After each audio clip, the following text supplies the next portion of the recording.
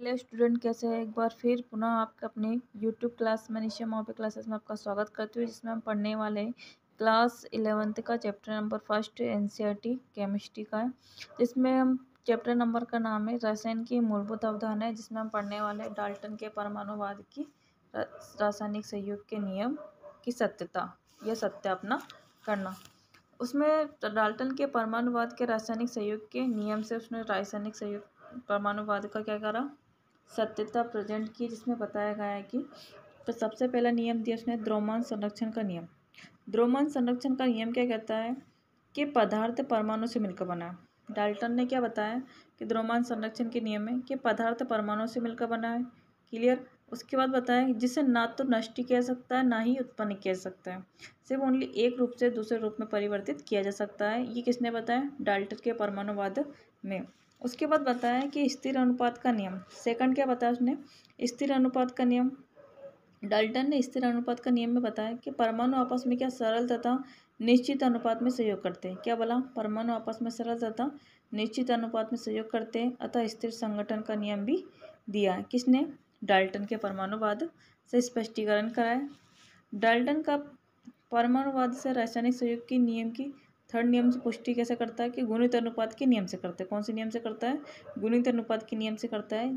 Student, इसमें दे रखा है कि अलग अलग तत्वों के परमाणु जब दो या दो से अधिक यौगिक बनाते हैं तो वे अलग अलग सरल यौगिक में बनाते हैं। क्या बताया स्टूडेंट कि गुणित अनुपात का नियम क्या कहता है कि डाल्टन के परमाणुवाद के नियम से यह रासायनिक संयुग के सत्यापन से क्या कहता है कि गुणित अनुपात का नियम कि अलग अलग तत्वों के परमाणु जब दो या दो से अधिक यौगिक बनाते हैं तो वे अलग अलग सरल यौगिक बनाते हैं। ठीक है, कितने बनाते हैं? अलग अलग सरल यौगिक बनाते हैं। उसके बाद आता है व्युत्क्रम अनुपात का नियम।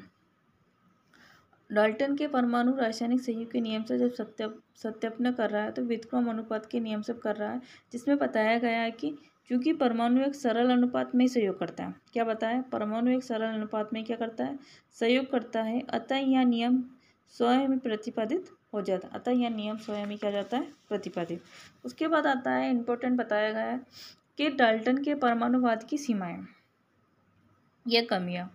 हमने पहले क्या बताया कि डाल्टन के परमाणु में रासायनिक संयुग के नियम से उसकी सत्यता स्पष्ट की। उसके बाद बताया कि डाल्टन के परमाणुवाद की सीमाएं या कमियां क्या रही है। तो डाल्टन के परमाणुवाद की सीमाएं और कमियां रही है कि पहला पॉइंट बताया गया कि जब अलग अलग तत्वों के जब अलग अलग तत्वों के परमाणु का आपस में सहयोग कर यौगिक का अणु बनना परमाणु से स्पष्टीकरण नहीं हुआ। क्या बोला? अलग अलग तत्वों के परमाणु का आपस में सहयोग कर यौगिक का अणु बनना परमाणु से स्पष्ट नहीं होता है।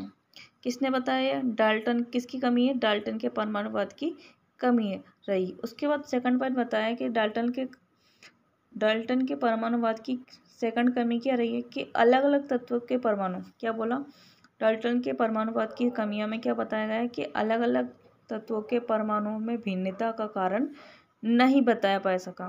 क्या लगा उसका? अलग अलग तत्वों के परमाणु की भिन्नता का कारण नहीं बता सका। कौन? डाल्टन। उसके बाद बताएं कि किसी अणु में क्या बताया डाल्टन ने कि किसी अणु में परमाणुओं से बांधकर रखने वाले बलों का भी प्रकृति के बारे में नहीं बताया जा सका। कौन? डाल्टन। उसके बाद बताया गेल-लुसाक के नियम का भी स्पष्टीकरण नहीं कर पाया। कौन? डाल्टन। उसके बाद डाल्टन ने बताया कि यह सिद्धांत अणु तथा परमाणु के बीच अंतर स्पष्ट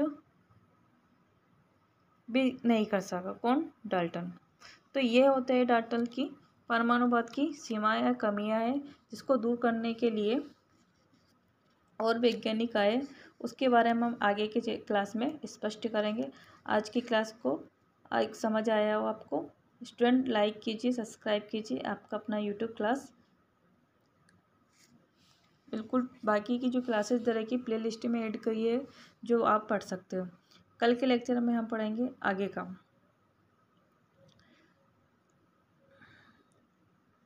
आधुनिक परमाणुवाद पढ़ने वाले नेक्स्ट लेक्चर में।